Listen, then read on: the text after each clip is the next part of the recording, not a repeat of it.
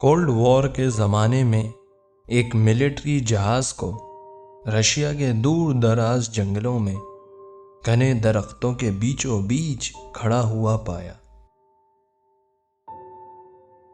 ایسی جگہ جہاں صرف گہری پہاڑیاں، گھنے جنگل اور ویرانیت چھائی ہوئی، اپنے نیچر کی وجہ سے انتہائی خطرناک، اتنی انہاسپٹیبل تھی کہ وہاں انسان تو کیا، دشمن بھی دور دور تک جانے کی نہیں سوچے گا۔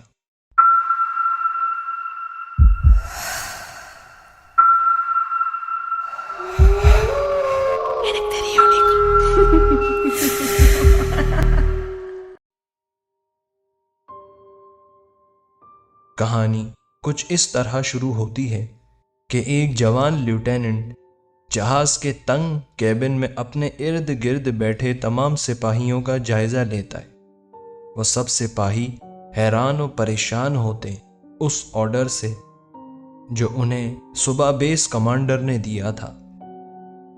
کچھ دن پہلے ہی کی بات ہے کہ ایک جاسوسی طیارہ پیوٹورانا پلیٹو کے اوپر سے گزرتے ہوئے نوٹ کرتا ہے کہ ایک تنہا جہاز جنگل کے گھنے درختوں کے بیچوں بیچ کھڑا ہے۔ بیس پر پہنچ کر پائلٹ اپنی رپورٹ درج کرواتا ہے، جس کے بعد کچھ تحقیقات سے یہ معلوم ہوتا ہے کہ ایئر بیس سے ایک جہاز مسنگ ہے، جو شاید وہی جہاز ہے جو پائلٹ نے جنگل میں دیکھا تھا۔ سمر 1961 ویلک ایئر فیلڈ بیس کے پیرا ٹروپ آفیسر کو اچانک بیس کمانڈر سے ملنے کے لیے بلایا جاتا ہے۔ ملاقات میں یہ حکم دیا جاتا ہے کہ لیوٹیننٹ ایک ٹیم تیار کر لیں، کیونکہ انہیں ایک بہت ہی اہم سرچ اینڈ ریسکیو مشن پر روانہ کیا جائے گا، جو سائبیریا کے دور دراز علاقے میں واقع۔ وہ اپنی ٹیم تیار کر کے مشن کے متعلق بریفنگ کرتا ہے، لیکن وہ خود بہت پریشان ہوتا ہے اس مشن کو لے کے، کیونکہ آج سے پہلے انہیں کبھی یوں اچانک کسی مشن کے لیے نہیں بلایا گیا۔ سوویت فورسز میں ہر مشن کے لیے پہلے تمام تیاریاں اور ٹریننگز ہوتی تھیں۔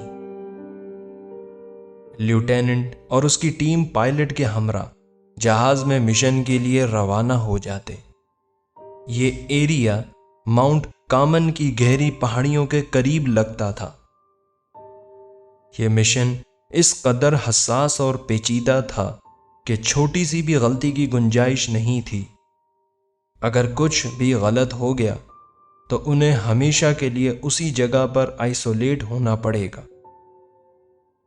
کمانڈر اور اس کی ٹیم کے ذہن میں صرف ایک ہی بات پریشان کر رہی تھی کہ ایک بہت بڑا بھاری بھرکم ملٹری جہاز جنگل کے گھنے اور اونچے درختوں کے بیچ، جہاں لینڈنگ ہی ناممکن ہے، وہاں کیسے پہنچا۔ اور اس سے بھی زیادہ پریشانی کی بات یہ تھی کہ اس جہاز میں موجود ممبرز کا کیا حشر ہوگا، وہ کس حال میں ہوں گے۔ وہ اور ان کی ٹیم اس علاقے میں پہنچ جاتے۔ لینڈنگ کے بعد پائلٹ انہیں گائیڈ کرتے ہوئے بتاتا ہے کہ آگے گھنا جنگل ہے، انہیں ان گھنے پائن اور اسپروز ٹریز کے بیچ سے گزر کر اپنی منزل تک پہنچنا ہوگا، جس کا فاصلہ تقریباً 1 گھنٹہ ہے۔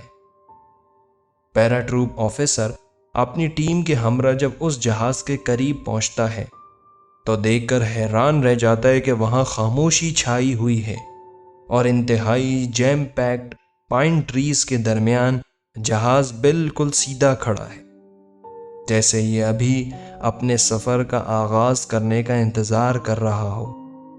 اس جہاز پر کسی بھی اینگل سے کوئی ڈیمیج، کوئی کریش ہونے کے نشانات نہیں تھے، یہاں تک کہ ارد گرد کے درخت بھی اپنی جگہ پر سلامت تھے۔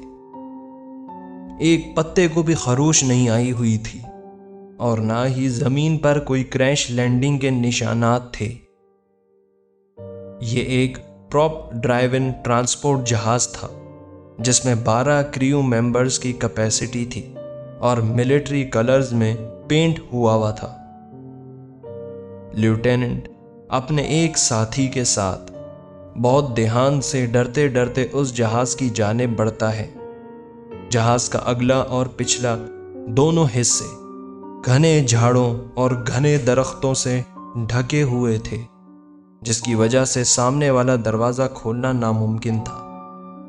ان مشکلات کو دیکھتے ہوئے یہ امکان ظاہر ہو رہا تھا کہ وہ جہاز وہاں لینڈ تو نہیں ہوا، بلکہ کسی اور طریقے سے لایا گیا ہے۔ لیوٹیننٹ اور اس کے 3 ممبرز مل کر ونگز کے نیچے جو ایکسٹرنل دروازہ ہے، جو کہ لاکڈ تھا، اسے چند منٹوں میں کھول کر اندر داخل ہونے میں کامیاب ہو جاتے ہیں۔ جہاز کے مین کیبن میں داخل ہوتے ہی انہوں نے جو منظر دیکھا اس نے ان کو سکتے میں ڈال دیا، خوف زدہ کر دیا۔ جہاز کے اندر کوئی عملہ موجود نہیں تھا، نہ کوئی ایسا نشان تھا جس سے ظاہر ہو کہ اندر کوئی حادثہ پیش آیا ہو۔ کاکپٹ میں تمام کنٹرولز اپنی ترتیب میں تھے، جیسے جہاز ابھی بھی ہوا میں پرواز کر رہا ہے۔ جہاز کا لینڈنگ گیئر یا پروپیلر بالکل ٹھیک ٹھاک تھے، ان پر کوئی ڈیمیج کے آثار یا نشانات نہیں تھے۔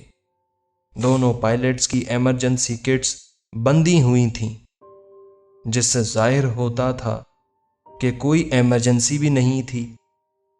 کاکپٹ کے ایک کونے میں کافی کا کپ پڑا تھا، جسے دیکھ کر معلوم ہو رہا تھا کہ اندر سب کچھ ٹھیک چل رہا تھا۔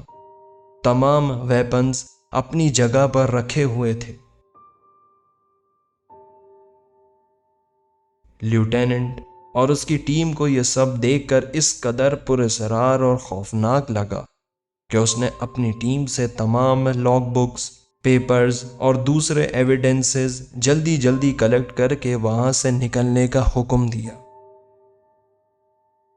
اس دوران اس نے اس ٹرانسپورٹ ایئر پلین کے انٹیریئر اور ایکسٹیریئر کی تمام فوٹوگرافز اتار لیں اور ٹیم کے ہمراہ اپنے جہاز کی جانب فوراً نکل گئے۔